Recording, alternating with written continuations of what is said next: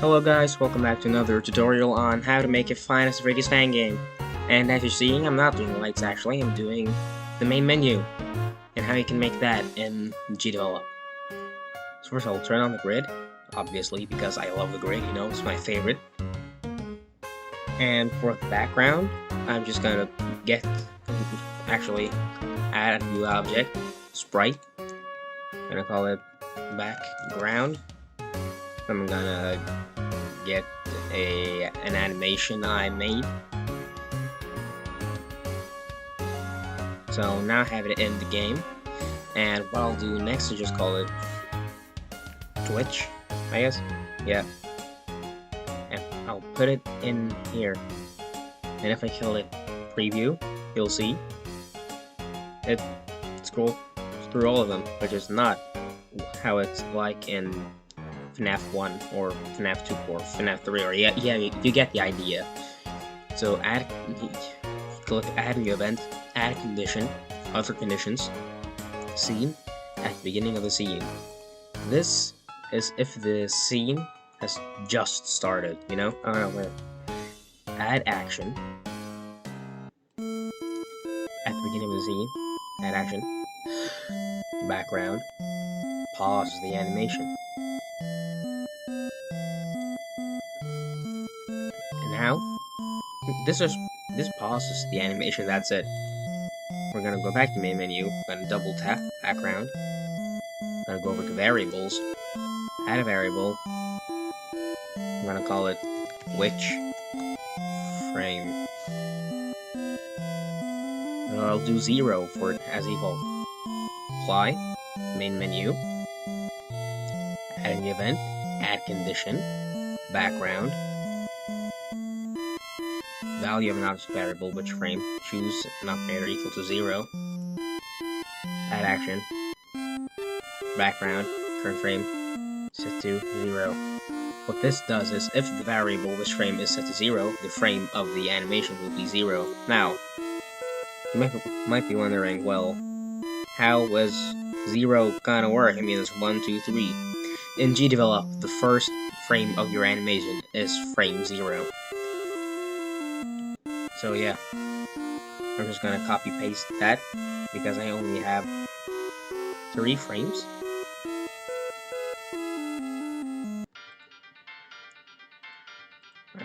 There we go, kind of do an add condition, other conditions, events and control flow, trigger once while true.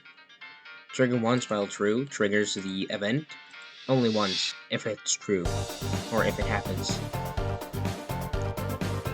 Gotta go back over here, click on add action, other actions, timers and time. I'm gonna start a timer, and I'm gonna call it Twitch. I'm gonna add a new event. I'm gonna click add a condition, add other conditions, timers and time, value of the scene timer, Twitch.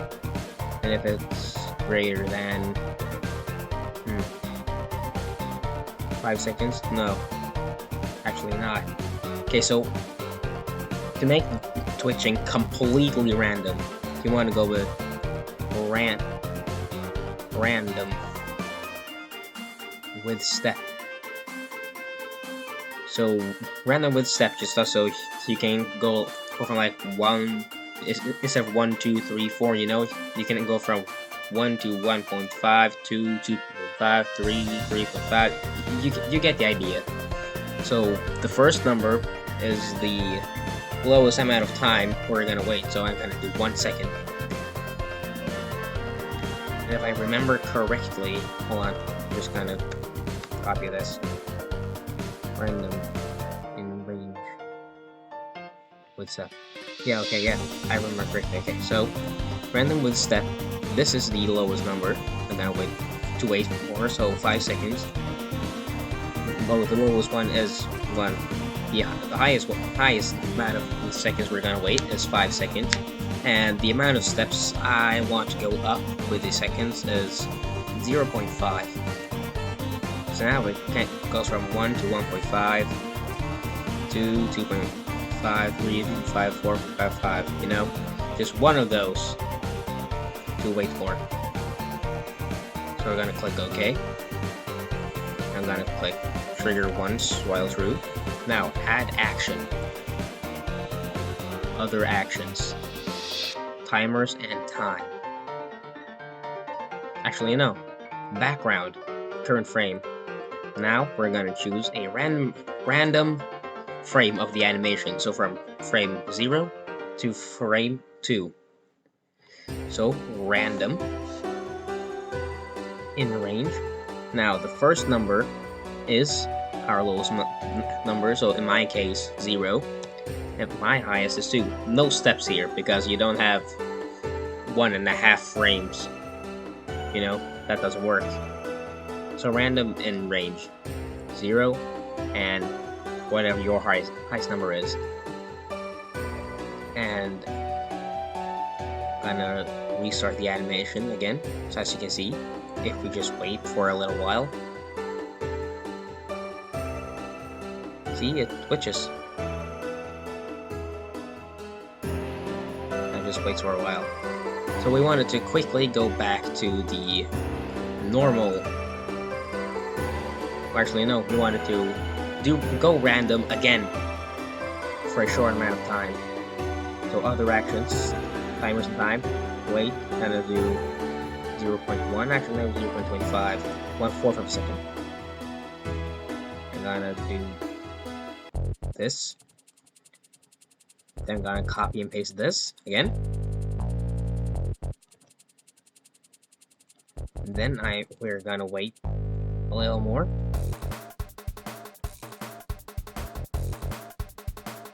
And then we're just gonna reset to frame 0, or which is in my case the normal. So what this does, or this, is it goes to frame 0, waits this amount of seconds, it changes to a random amount of, a random frame in our animation, and then it waits this amount of seconds, then goes back to normal, so it twitches, like this.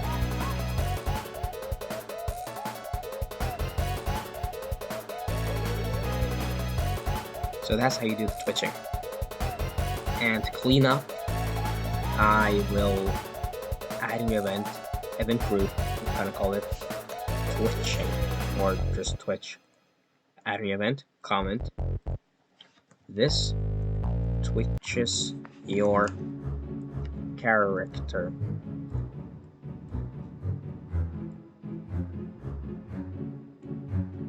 And I'm gonna drag these under the event group, just so our code is much more clean.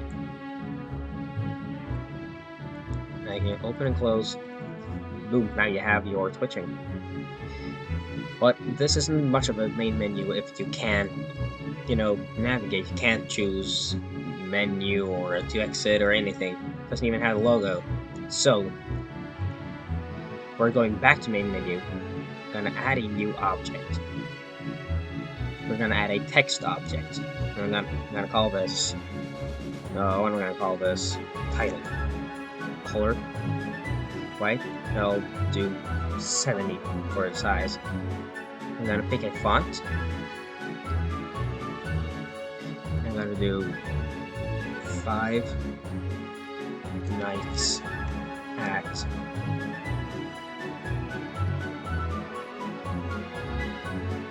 character name. The reason I don't have just a random character name is because this game is just for tutorials. Like, this isn't something I'm working on to like a release. So add your main character's name here, and you got the FNaF 5 already. Now you see it is actually a little too small. I'm gonna do 100. Why not? But that's a little too big, in my opinion. So I'm gonna go down to, let's say, 80. Yeah, 80 is good. Okay, now you got a little more of a menu. Still, a little empty. Doesn't have the buttons or anything. So I'm gonna add a new object. Text. Color white. I'm gonna call this play. I'm gonna choose the font I just added. I'm gonna make the text say play.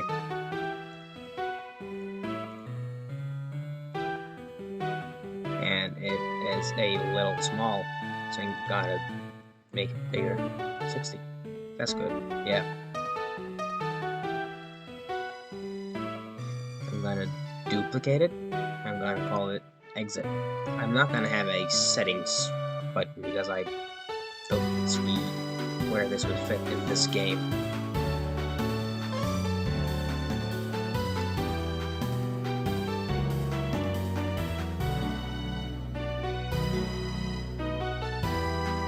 So now we have a more FNaF-like main menu, but when we hover over the text, it doesn't have the classic arrows the main menu has, which I think you would want because it looks cool. So to add that, you go to the events, add a new event, add condition, play. The cursor touches on an object. So that means that when we hover over play, something is gonna happen to it or something else. But in this case, it's it. So I'm gonna do add condition as well. Trigger won't hold true. Just so it happens only once, because you'll see why. It needs to happen only once. Add condition, play, modify the text, set to. I just select the arrows, and plus play. So now, boom. But oh yeah, it doesn't do that actually. Cool. Okay, cool. But if I glue the trigger once, oh yeah, because that's what that actually has to come up. Okay, good. But now I'm gonna do so. If you don't hover over play, it'll just say play. Let's see, play. Isn't that cool? I'm just gonna copy paste this code and make it work on Exit as well.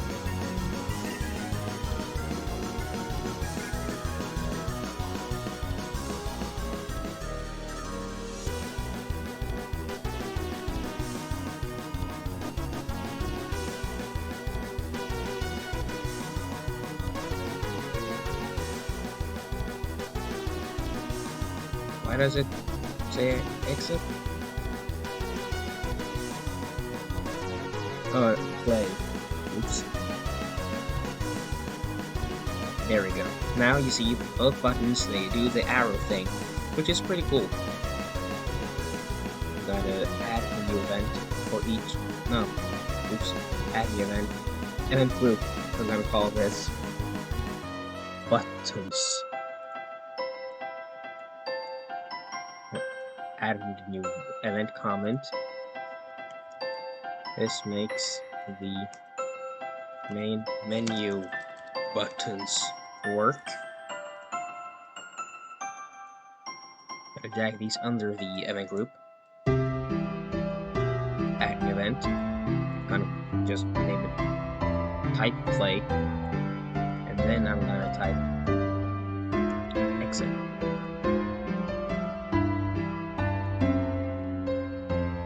But now, well, if I click play, it doesn't really start the game, which we want it to.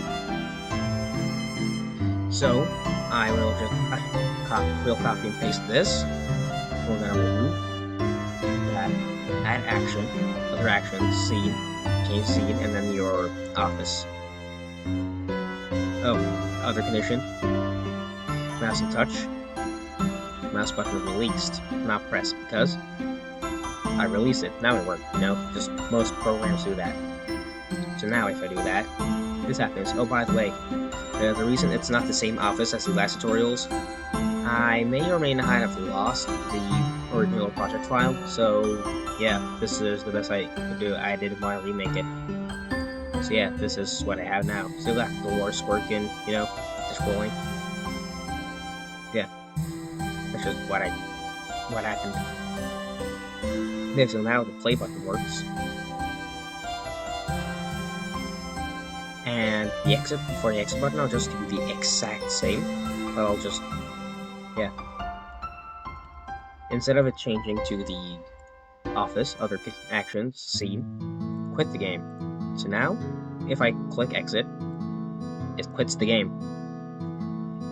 But you probably saw what I did here at play. You saw the fade in, right? You're probably asking yourself, how can I do that? Well, I'm going to show you. I already made the object. So you can make an object called transition, make it black, you add a tweet behavior, and then you make a new layer called UI or whatever. I'm just gonna call it UI. I'm gonna drag this over here so it covers the whole screen. You might be wondering, well, yeah, this is nice. Well, that's not what we're going to do. Okay, so add a new event. Add condition. Yeah, like I said, make a transition object, make it black, add a tweet behavior, go to events, add a new event, condition, scene, at the beginning of the scene, add action, transition, then we want to find the opacity. So this kind of help us tweak the opacity. So I'm gonna just call it fade away or fade out, because this will just fade out the transition object. And to opacity 0. 0, like it says up here, is completely transparent. You can see right through it. And 255 is, yeah, it's like how it was. It's just there, you know. It's completely visible, not transparent at all. Easing, linear, and duration. I'm gonna go with half a second. This is in milliseconds, by the way. So as you can see now, it fades in. And yeah, gonna put that up here. Buttons. I'm gonna do so. It fades in. So we fade out. I'm gonna call that fade in. I'm gonna wait a second before changing the scene. So now, what I've done in this tutorial before I end is I've shown you how you can make the animatronic twitch, and how you can make the game exit, how you make the game fade in and out, and transition smoothly to the game. So yeah, thank you for watching, and I will see you in my next tutorial probably, or another video, I don't know. Goodbye. Hey, it's me. So while I'm editing this video, I realized that the main menu buttons don't work like I showed you. So if we go back to GDevelop, you'll see here that I made them work like this. But I replayed FNaF 2, and that's not how it works. So I'll just move this over here, and move these over here as well. Actually, a little more like that. I'm gonna add a new object. I'm gonna call this I meant a new text object. I'm gonna choose the same font. I'm gonna do the just 2 arrows, and I'm gonna do 50, I think. I'm gonna have it bold. Hold on, is it 50 or yes? Okay, 60. Got it. Okay.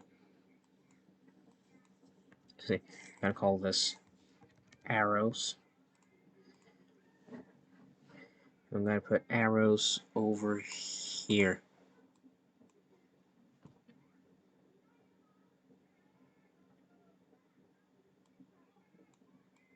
I'm gonna do that.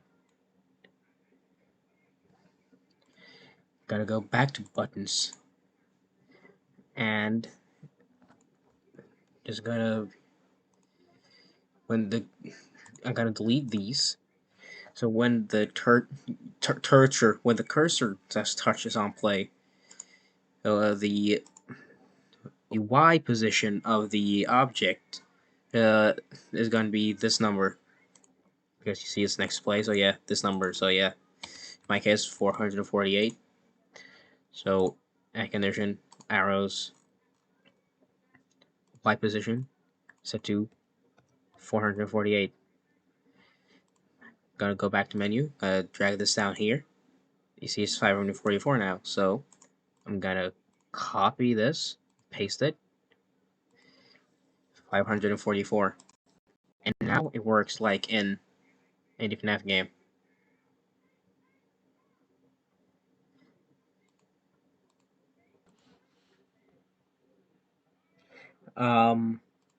Also, the text is a little, yes, gets a little. Forgot that the logo, or not logo, but the title still has to be same exposition as these two. But yeah, that's how you make an actual FNaF main menu. And I will not make this super long. I will do this. Okay. So yeah, now it's more FNaF. Thanks for watching, and goodbye. Sorry for the mess up. Goodbye.